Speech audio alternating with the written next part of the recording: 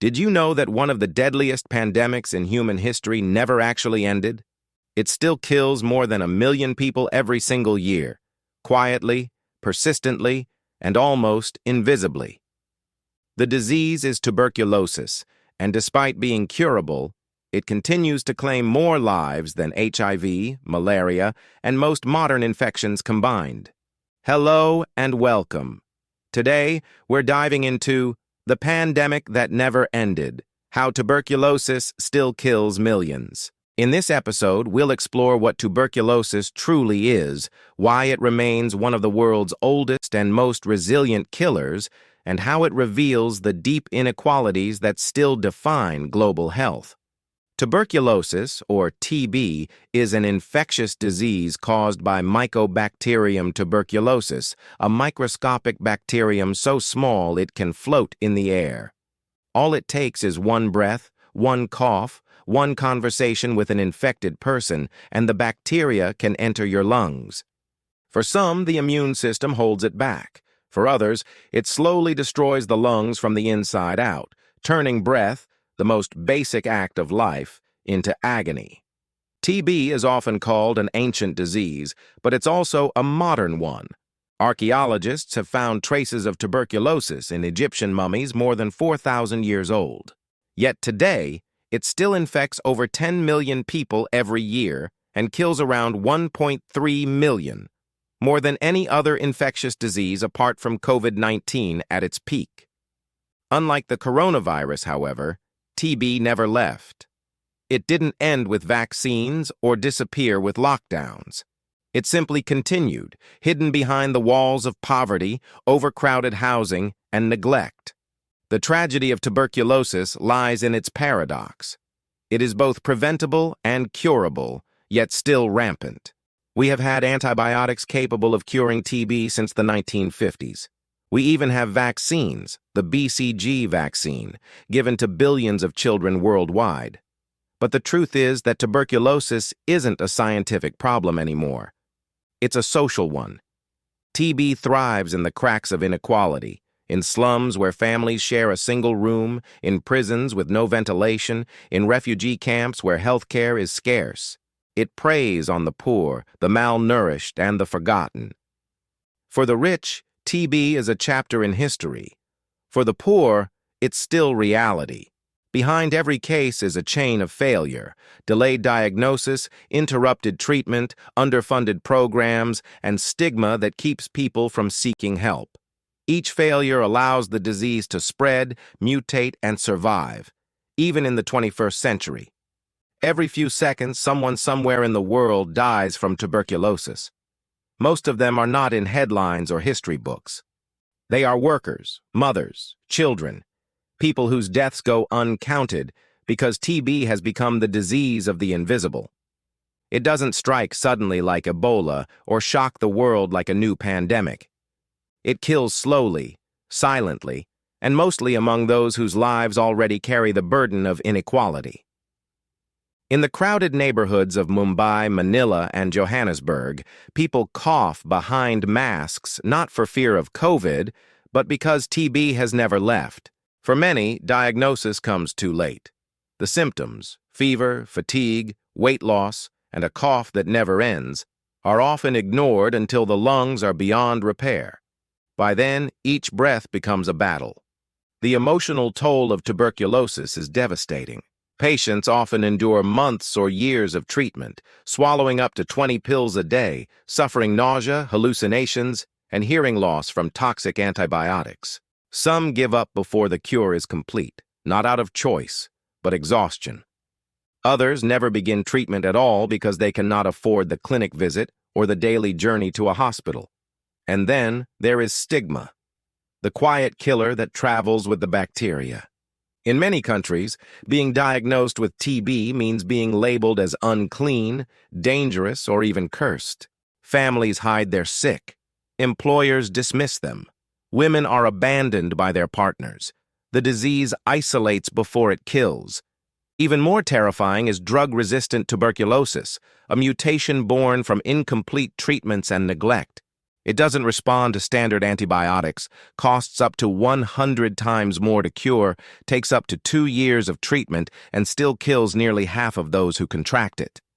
The world now faces an invisible epidemic within an epidemic, a form of TB evolving faster than our will to stop it. Each death from tuberculosis is a measure of the world's failure, not a failure of science, but of solidarity. We know how to cure it. We just haven't chosen to cure everyone. The cost is not only measured in lives lost, but in trust eroded. Trust in health systems, in fairness, in the idea that progress is shared. Because if a disease that has had a cure for 70 years still kills over 1 million people a year, what does that say about us? The persistence of tuberculosis is not an accident. It is the outcome of a system that was never built to protect everyone equally. For decades, global health has treated TB as a problem of the poor, a relic of the past that would fade with modernization. But it never did, because the world never built the infrastructure to make that promise real. At the heart of this failure is inequality, economic, geographic, and political. The majority of TB deaths occur in low- and middle-income countries, yet those same nations receive only a fraction of global health funding. The World Health Organization estimates that the fight against TB is underfunded by nearly $3 billion every year. While billions were mobilized in months to develop vaccines for COVID-19, tuberculosis, a disease that kills more quietly, has waited decades for the same urgency. The current TB vaccine, BCG, was developed in 1921. It protects infants from severe disease, but does little to prevent transmission in adults who spread the infection most. Promising new vaccines exist, but trials stall for lack of funding. The same is true for diagnostics and treatments. Many clinics in Africa and Asia still rely on century-old methods, microscopes, and guesswork because modern tests are too expensive. Even the drugs we use are outdated. Standard TB treatment requires at least 6 months of daily antibiotics.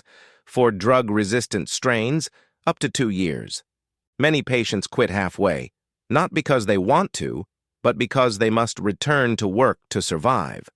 Their incomplete treatments breed stronger, deadlier strains. The global supply chain also fails the fight. Essential TB drugs are often produced by a handful of manufacturers. When one factory halts production or one shipment is delayed, entire regions face shortages. Hospitals are left rationing medicine, and health workers improvise with what little remains. But perhaps the deepest flaw is psychological, the world's ability to forget. TB doesn't make headlines anymore. Its victims are largely unseen: migrants, prisoners, refugees, the poor. The disease thrives in shadows because the world allows those shadows to exist. For more than a century, tuberculosis has been both a medical challenge and a moral test. And so far, humanity has failed both. Tuberculosis reveals the cruel duality of global health. Two worlds living on the same planet, breathing the same air, but separated by privilege. In one world, TB is a chapter in a history book. In the other, it is a death sentence whispered through coughing lungs. In wealthy nations, tuberculosis has become almost invisible. Most people in Europe or North America will never meet someone with active TB. If they do, diagnosis is swift, treatment is free, and recovery is expected. But in South Asia, Sub-Saharan Africa, and parts of Eastern Europe, TB remains a daily reality.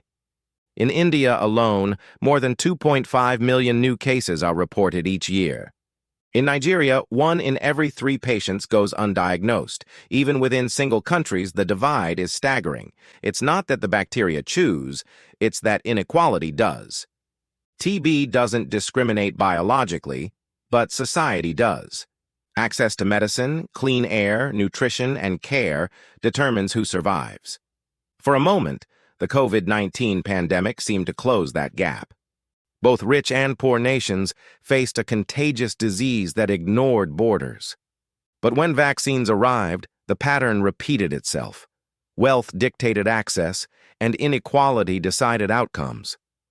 Tuberculosis never needed to teach this lesson again, yet the world still refuses to learn it. For decades, TB has lingered, a ghost of pandemics past. But in recent years, a quiet revolution has begun. Scientists, doctors, and activists are bringing TB back into the spotlight. In 2018, the United Nations held its first high-level meeting on tuberculosis, pledging to end the epidemic by 2030. It was historic, but progress remains slow. Global funding is still billions short each year.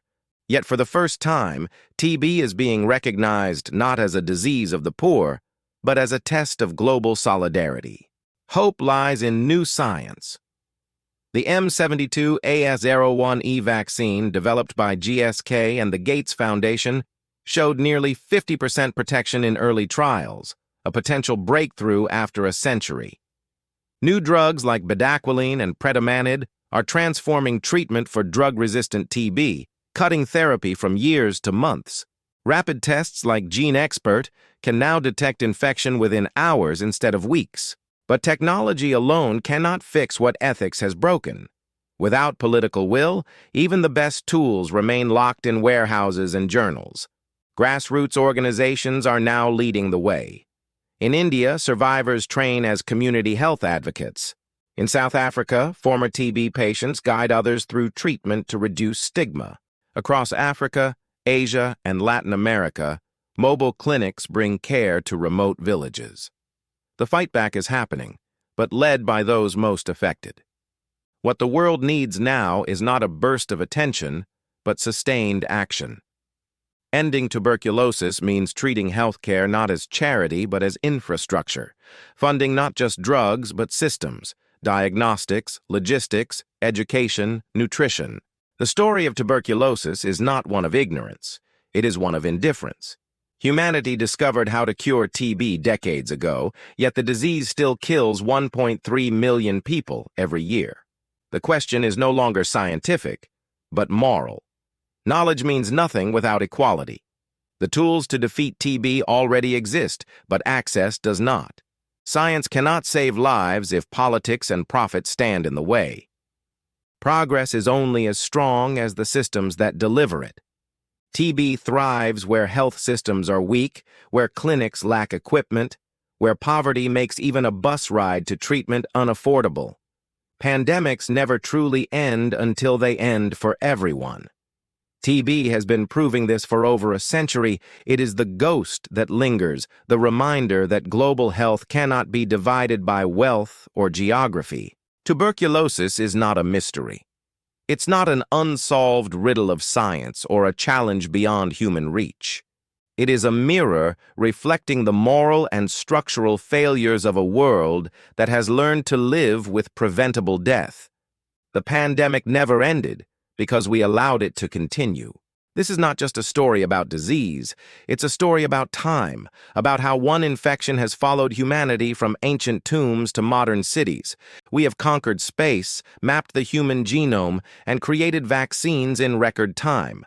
And yet, millions still cough blood into their hands in silence, waiting for a cure that has existed longer than they've been alive. The next great victory in global health won't come from a miracle drug or breakthrough technology. It will come from the decision to act, to fund research, strengthen healthcare systems, fight stigma, and demand fairness. Ending tuberculosis is not just a medical goal, it is a moral test. Because until every person in every country can breathe without fear, the pandemic continues. If this story moved you, don't let it fade into the noise. Share this video, start a conversation, and subscribe for more investigations uncovering the hidden realities of global health. Awareness is power, and power, when shared, becomes change. For centuries, tuberculosis has thrived in the shadows.